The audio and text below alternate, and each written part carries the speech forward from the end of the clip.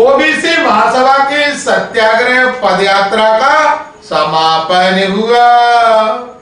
मध्य प्रदेश में विधानसभा चुनाव से पहले पिछड़ा वर्ग समाज द्वारा जातिगत जनगणना और ओबीसी समाज की राजनीतिक हिस्सेदारी की मांग तेज कर दी गई है। इसी तारतम्य में ग्वालियर चंबल संभाग के सभी 34 जिलों में ओबीसी महासभा द्वारा सत्याग्रह पदयात्रा निकाली गई और ग्वालियर में पदयात्रा का समापन हुआ। ग्वालियर जिले में यात्रा में शामिल ओबीसी समाज के नेताओं द्वारा ग्वालियर शहर की तीनों विधानसभा क्षेत्र का भ्रमण किया और ग्वालियर के फूलबाग मैदान में रैली का समापन हुआ। रैली में पिछड़ा वर्ग समाज के चंबल अंचल के तमाम नेता और बड़ी संख्या में समाज बंधु मौजूद थे। ग्वालियर के छतरी मंडी मैदान से रैली शुरू हुई, जो शहर के विभिन्न मार्गों से होते हुए ग्वालियर के फूलबाग मैदान पर पहुंची, जहां रैली का समापन हुआ। रैली में शामिल पिछड़ा वर्ग राष्ट्रीय कोर समिति के सदस्य धर्मेंद्र कुशवाहा ने कहा कि जातिगत जनगणना की मांग को लेकर और ओबीसी समाज की जन हिस्सेदारी को लेकर हम लोग सड़क पर आए हैं, क्योंकि जिस प्रकार से 1932 के बाद हमारी जनगणना नहीं हुई है, उसको लेकर ओबीसी समाज में रोष है। हम सरकार को बताना चाहते हैं कि अगर ओबीसी वर्ग की राजनीतिक हिस्सेदारी नहीं बढ़ाई गई तो आने वाले विधानसभा चुनाव में हम सरकार को सबक सिखाएंगे।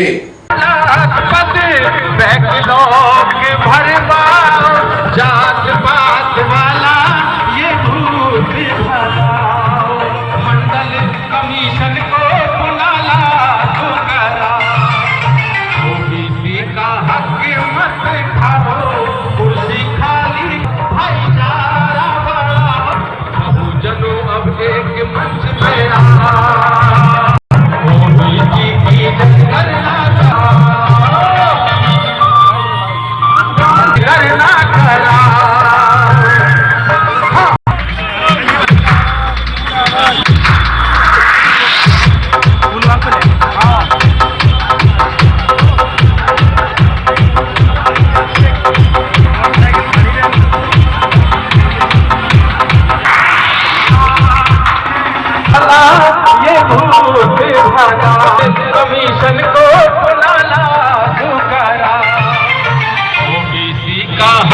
मत खाओ, कुर्सी खाली कराओ। ग्वालियर अभी तक से चर्चा के दौरान राष्ट्रीय कोर कमेटी के सदस्य धर्मेंद्र कुशवाहा व लोकेंद्र गुर्जर का देखिए, ओबीसी महासभा के तत्वाधान में ग्वालियर चंबल संभाग की 34 विधानसभा में पिछड़ा वर्ग सत्याग्रह यात्रा निकाली गई। इस यात्रा का ओबीसी की जातिगत जनगणना, ओबीसी के मुद्दों को लेकर यह यात्रा निकाली गई और आज ग्वालियर में संपन्न हुआ है। ये 10 अगस्त से करेरा विधानसभा से शुरू होकर और आज ग्वालियर में समापन हुई है।